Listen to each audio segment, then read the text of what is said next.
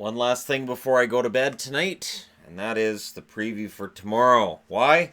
Because one of these games is a matinee game, and it's Carolina and the Islanders, and that could be a tough turnaround. And then even the San Jose game is an early start by San Jose standards. So we should have hockey done early tomorrow. Just kidding. It's going to go into triple overtime, isn't it? Been a lot of overtime. 13 games so far. Does one of these go to make it 14? And does the other go to make it 15? And would it surprise anybody if they did? Wouldn't surprise me in the slightest. But I have to say, I love overtime hockey, so bring it on. We're starting off with Carolina. So the Hurricanes, with a victory in Game 1, let's be honest, they don't have to win Game 2. They'd like to win Game 2, which usually means that the home team that's lost Game 1 comes out with a little more oomph and a little more sense of urgency in Game 2, and that is on the Islanders. Now, Carolina, with that win in Game 1, they're now 2-3 on the road in the playoffs. The Islanders are now 2-1 at home in the playoffs. Of course, they won both against the Penguins, and they've lost the one against Carolina. So it is a small sample size. I just thought I'd look at it.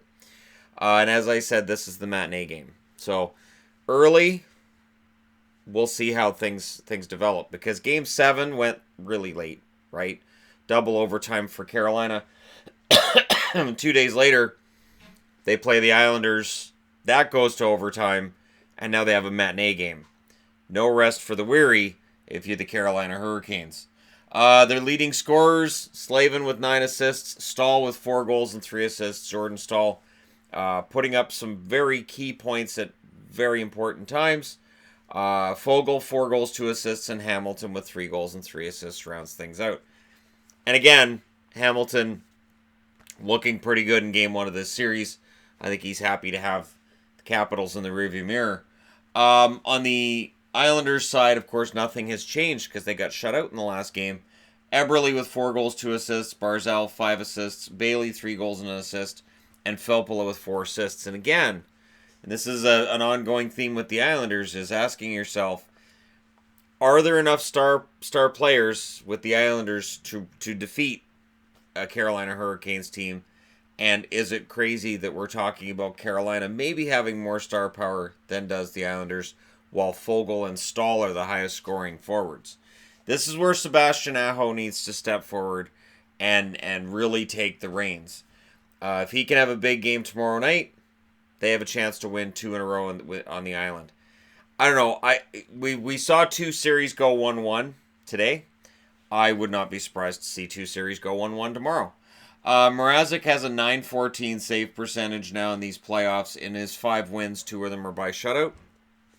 That's very, very noteworthy that he tends to get shutouts in the playoffs or lose. Leonard, .958 save percentage.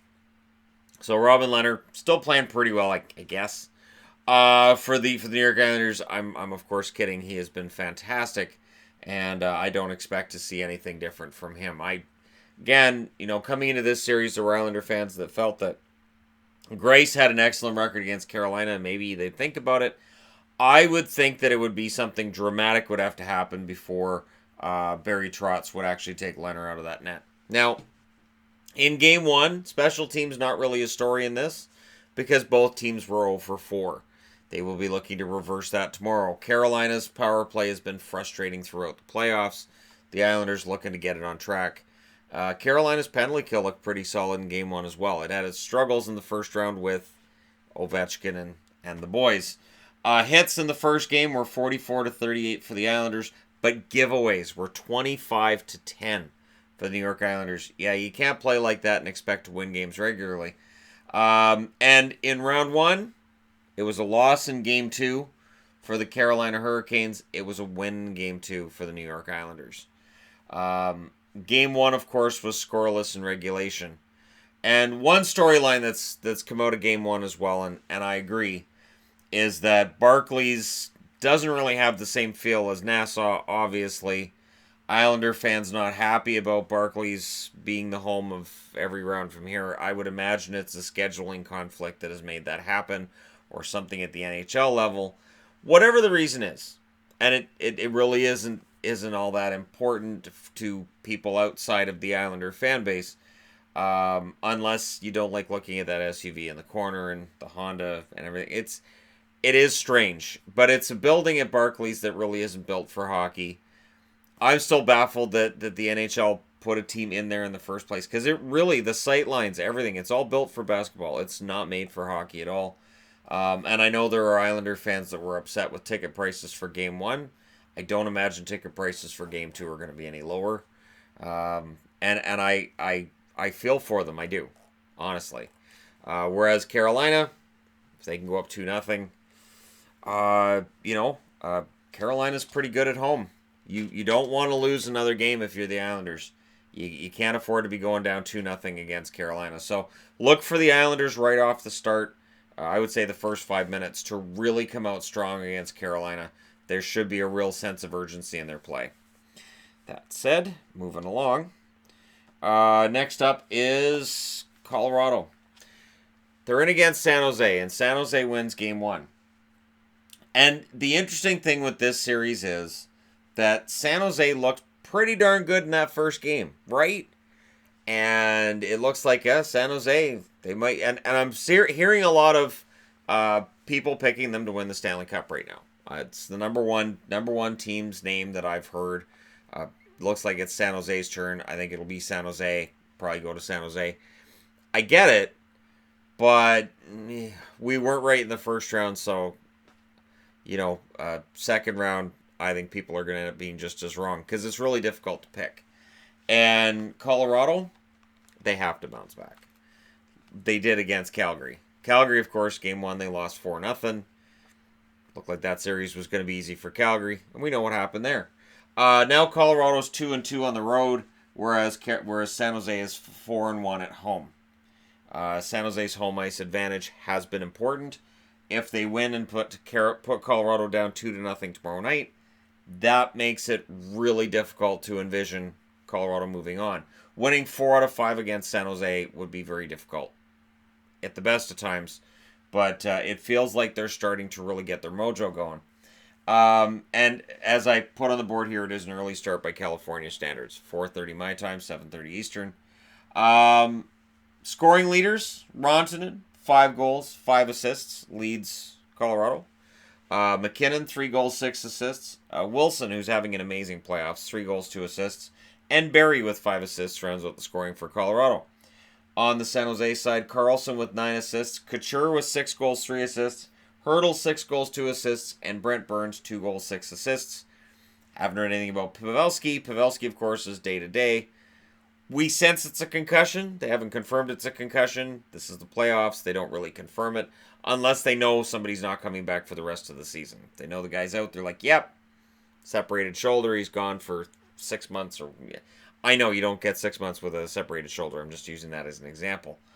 So we're not being told what's going on with Pavelski just yet. I imagine we'll hear the same thing tomorrow, day-to-day. They might confirm he won't be in the lineup, but clearly San Jose's trying to use that as a rallying point. Regardless of how he gets hurt, why, whatever happens, they're using that as a rallying point, and it's worked so far. Grubauer has a .926 save percentage. It dropped as a result of that Game 1. They're going to need him to get back into game-stealing mode that he was in Calgary in Game 2 in that series, and then it continued right through Game 5.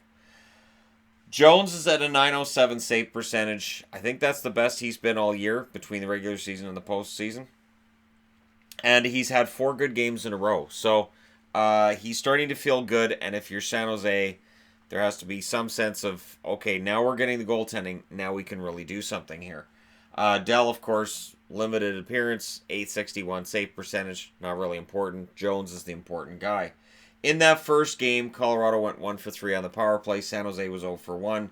You're going to want to get more power play time against Colorado and try to force them into taking some penalties. But at the same time, they won that game, so San Jose's not going to overanalyze that too much. Hits in that first game, Colorado 28-26, much like the Islanders were the hitting leaders in that game. Giveaways 15-7 for Colorado.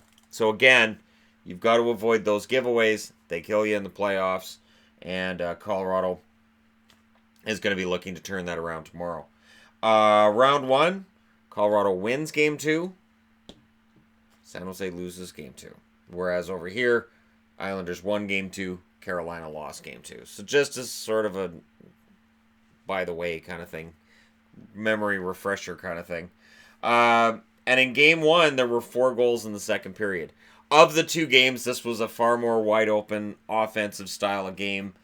This was your tight checking, hard hitting, a lot of giveaways kind of game. And we'll see if things continue that way with San Jose and Colorado in game 2. I expect a very, very strong game from the Colorado Avalanche tomorrow. And we'll see if San Jose can run that home record to 5-1, or if Colorado's going to be 3-2 on the road. Let me know what you guys think in the comments section below. As always, don't forget to hit like and subscribe if you're browsing your way through. You just happened upon this video. And hey, thank you guys so much for watching. I'll talk to you again soon.